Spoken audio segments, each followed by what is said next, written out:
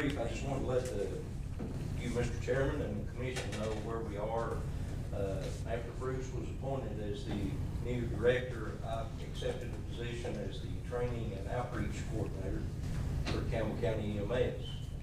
Since that time, we have bumped up the training at the ambulance service. All of our full-time employees, with the exception of 2, we have trained up in the skill at RSI, which is Rapid Sequence Induction.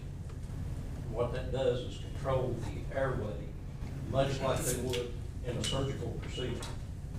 So you would be sedated, paralyzed, and intubated to control your airway in a combative or seriously ill or injured patient. So we've got all that training up to date. We have classes scheduled coming up in July. First off, in cooperation with the Sheriff's Department, in June, which is open to all first responders, EMTs, paramedics throughout the county, regardless of where you work or if you work, will be offered free crime scene preservation by the Sheriff's Department. We will award continuing education units for that so that the responders can renew their license. In July, we have advanced cardiac life support, and in August, we have pediatric advanced life support. Those classes normally cost the county $90 per paramedic to take those. We have partnered with an outside organization who are able to offer those free with savings of what could be $4,000.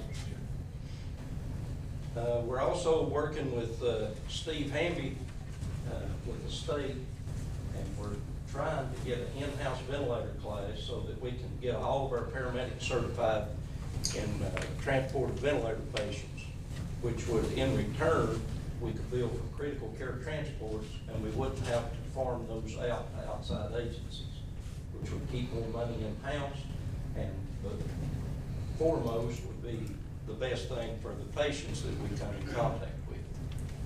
So we're really bumping up the training. We've got everything caught up in the efficiencies from last audit. We even had a surprise visit from Mr. Hamby, and everything went perfect. So we're up to snuff, and we're going to keep growing. In the community, we're offering free CPR classes. We've had 3 so far. I've got 1 tomorrow and 2 later on in the month. We're partnering again with the UT Medical Center, and we're going to be able to do stroke awareness for the public. Our goal is to get the stroke awareness out to the whole county, targeting church organizations and civic groups. All that will be free to the public. They're working on some flyers now to get so that we can put some stuff on the local TV station. With our CPR movement, the one drawback that we run into is American Heart charges $5 per card. So far, we've been not charged, or I haven't charged anything, but that cost has to come from somewhere. And $5 is not a lot of money per person, unless you do 500 or 1,000 people. We don't have to be all that. So somewhere down the line, I know y'all got a lot on your plate, and I'm not throwing that at you today, but somewhere down the line, I would like to visit. What we're trying to do is save enough money on the training that would normally cost us $1,000 per class, or $2,000 per class. And we want to apply that in different places.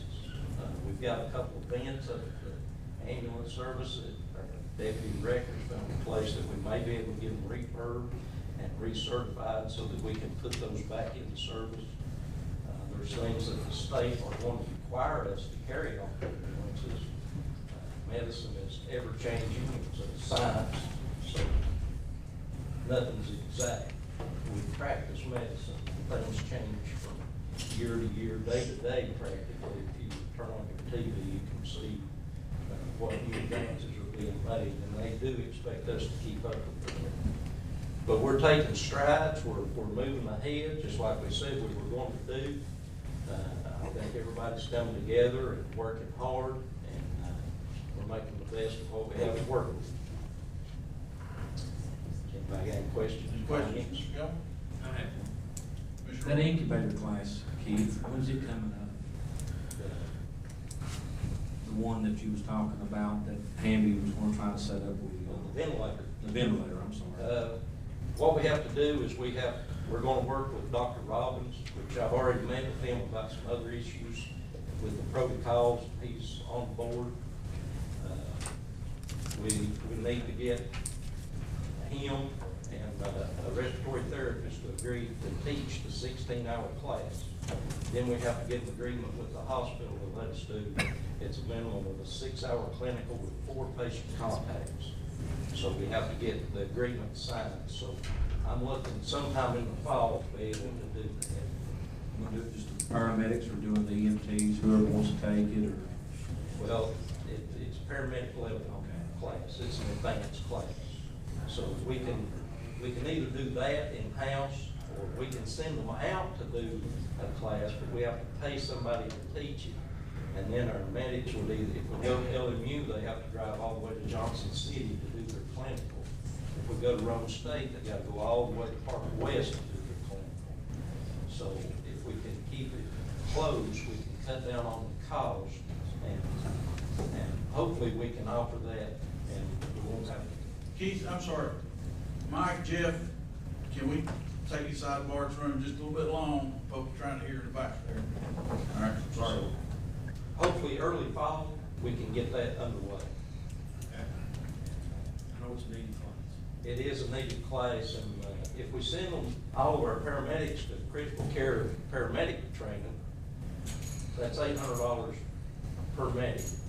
Then we gotta, it's like 6 weeks long, so we gotta pay them to go, of course. So we'd have about, an estimation, a couple $1,000 a medic to get them trained up. Hopefully we can do this and have a ventilator, active ventilator on each side of the mountain so that we can do these critical care transports and collect them. Any questions? I have one. In our insurance bid discussions with some of the insurance providers, we heard about concepts of having on-campus nursing care and medical or medicine dispensing capability on county office campuses. And there are some counties out there that have it. And the net effect is driving the cost structure down. I'd like to ask you all if you could research and see if there are any ambulance services that are providing anything in that realm or on-campus county facility treatment. It's kind of the school nurse concept that if you can run across the road and see a nurse and actually get a Z-Pack, you return to work. You don't have that coordination and that lost time. Productivity goes up and your risk goes down and your lost days go down. So I know things are real dynamic with Medicare pulling that money out of our ambulance service right now. Exactly. And we're in a $300,000 plus hole this year.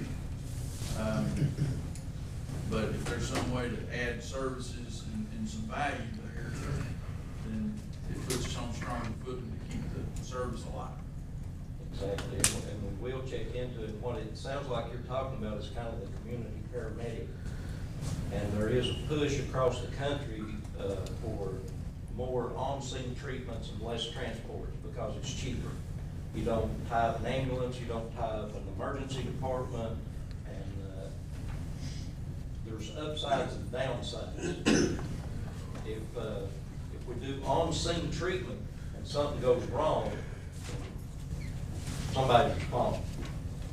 And I take the community paramedic as a big liability. I know it's coming, and it's on down the road, and it'll be a big push, especially through the insurance companies. But if we treat somebody on scene and they don't follow our instructions, Very soon, you'll see paramedics going out into the field, suturing people up, writing them a script for antibiotics, and say, follow up with the orthopedist or your family doctor. However, if they come out of my workforce, Right. they're under my liability in my training program. They are. But if they don't follow those instructions and something goes wrong, they lose a hand, then that's my concern with the community paramedic. Now, safety officers is another issue, you know. Pulling splinters, putting a Band-Aid on, you know, doing simple things that would otherwise tie the emergency department and all that cost of healthcare that could be done, much like the school nurse. Nothing very invasive, but just simple things that could otherwise could cause a trip to the emergency department according to workman's comp. By this time next year, the construction parking will be official parking, and we will connect lots of walking paths where the employees can go out and take that 15-minute break and do something for your cardio health as well. You roll an ankle out there, you're able to get some ice on it, you know, compress or something. Exactly. You don't come off the clock. Right. And you turn it, so. Okay, but if you'll research that. We will. Appreciate it. Any other questions? One thing, I know we're running behind a little bit. Keith, Bruce, I believe, is actually taking the seat on 911. Again, look at prioritizing and working out with 911 and prioritizing the calls to ambulance service. I know that was a big discussion when we was interviewing. It brought a lot of attention to it on the commissioner's side.